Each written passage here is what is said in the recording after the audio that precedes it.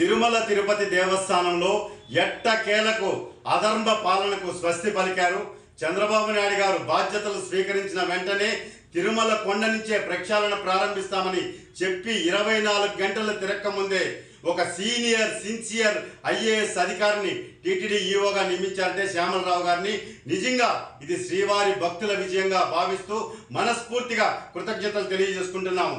ఈరోజు ఒకటే అడుగుతున్నాం, గత 2 సంవత్సరాలుగా జవహర్ రెడ్డి గారు ఇక్కడి నుంచి బదిలీ అయిన తర్వాత రెగ్యులర్ ఐఏఎస్ టీటీడీ ఈఓగా నియమించండి అని జగన్మోహన్ రెడ్డి గారికి పదే విజ్ఞప్తి చేసినా చెవుటోడికి శంఖం ఊదినట్లు ధర్మారెడ్డిని అడ్డం పెట్టుకొని అడ్డగోలుగా శ్రీవారి సేవా టికెట్లని శ్రీవారి సొమ్ముని ఇష్టానుసారంగా మంచినీళ్ళలాగా ఖర్చు పెట్టేశారు.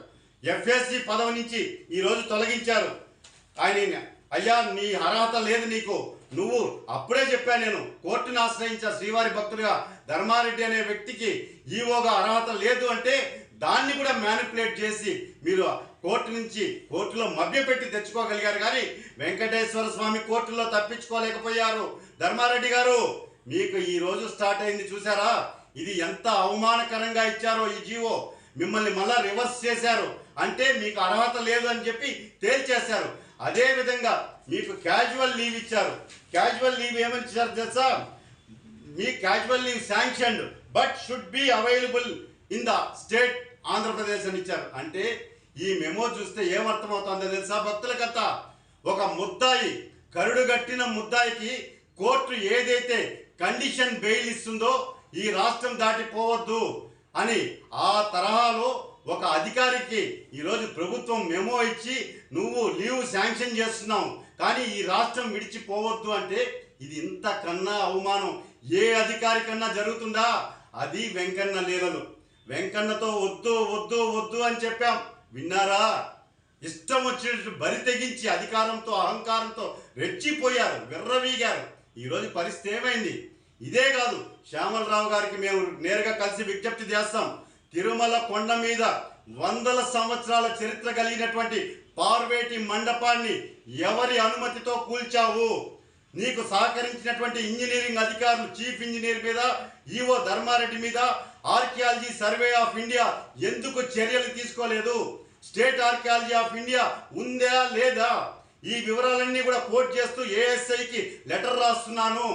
ఇష్టానుసారంగా పురాతన కట్టడాలు తొలగించుకుంటా ధ్వంసం చేస్తా పోతా అంటే ఇంకా ఏఎస్ఐ ఎందుకు ఉండాలండి? ఆర్కియాలజీ సర్వే ఆఫ్ ఇండియా అవసరమా ఈ దేశానికి?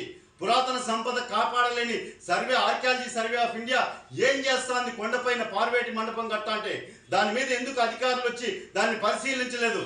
అంటే ప్రభుత్వానికి తొత్తులుగా అధికారులకి భయపడి ఏఎస్ఐ అధికారులు కొండకొచ్చి పార్వేటి మండపాన్ని చూడలేదా అని ప్రశ్నిస్తున్నాం.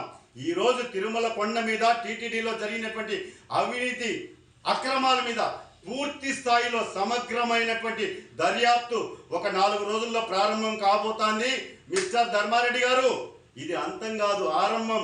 మీ క్యాజువల్ లీవ్ కండిషన్ బెయిల్ లాగుంది. ఈరోజు మెమో చూస్తే, ప్రొసీడింగ్స్ చూస్తే మిమ్మల్ని రివర్స్ చేశారు. అది ఎఫ్ఎస్సిఓకి నీకు అర్హత లేదు, నువ్వు అనర్హుడవి, నువ్వు వెనక్కి రా అని పిలిపించారు. ఇంకా ఉంది, ఇంకా మూడోది, ఇంకా నెక్స్ట్ నువ్వు ఏదైతే సంతకాలు పెట్టారో శ్రీవాణి ట్రస్ట్ సేవా టికెట్ల మీద, డిపాజిట్ల మీద, కోట్లాది రూపాయల ఇంజనీరింగ్ పనుల మీద అన్నీ కూడా, అదేవిధంగా ఆర్కియాలజీ సర్వే ఆఫ్ ఇండియా పురాతన కట్టడాలు కూల్చడము కట్టడము వీటన్నిటి మూడుగా సమగ్రంగా వెంకటేశ్వర స్వామి పని ప్రారంభించాడు. ఇంకా ఆరంభం కాదు, ఇంకా ప్రారంభమైంది. వెయిట్ చేయండి ధర్మారెడ్డి గారు, please wait and see. Dharma Reddy గారు, నేను చెప్తూనే ఉన్నా పదే వద్దు వద్దు వద్దు వెంకటేశ్వర స్వామితో పెట్టుకోవద్దండి అని. మా వెంకటేశ్వర స్వామి ఎలాంటి వాళ్ళో తెలుసా? వెంకటేశ్వర స్వామి భక్తులు ముద్దుగా పిలుచుకునేది ఎన్కౌంటర్ స్పెషలిస్ట్. ఎన్కౌంటర్ స్పెషలిస్ట్ అంటే పద్ధతి మార్చుకోమని చెప్పి తప్పు చేసిన వాళ్ళని ఒకసారి హెచ్చరిస్తాడు, రెండోసారి హెచ్చరిస్తాడు, పదే హెచ్చరిస్తాడు, మీ పద్ధతి మార్చుకోండి, నా డబ్బు జోలికి రాకండి అని. మన పద్ధతులు కానీ మార్చుకోకపోతే ఎన్కౌంటర్ స్పెషలిస్ట్ ఇంకా అంతే. ఈరోజు చూశారు కదా మెమోలు జీవోలు ఏ విధంగా ప్రారంభమయ్యాయో. కాసుకోండి, సమయం ఆసన్నమైంది. ఓం నమో వెంకటేశాయ గోవింద. ధర్మో రక్షితి రక్షితః.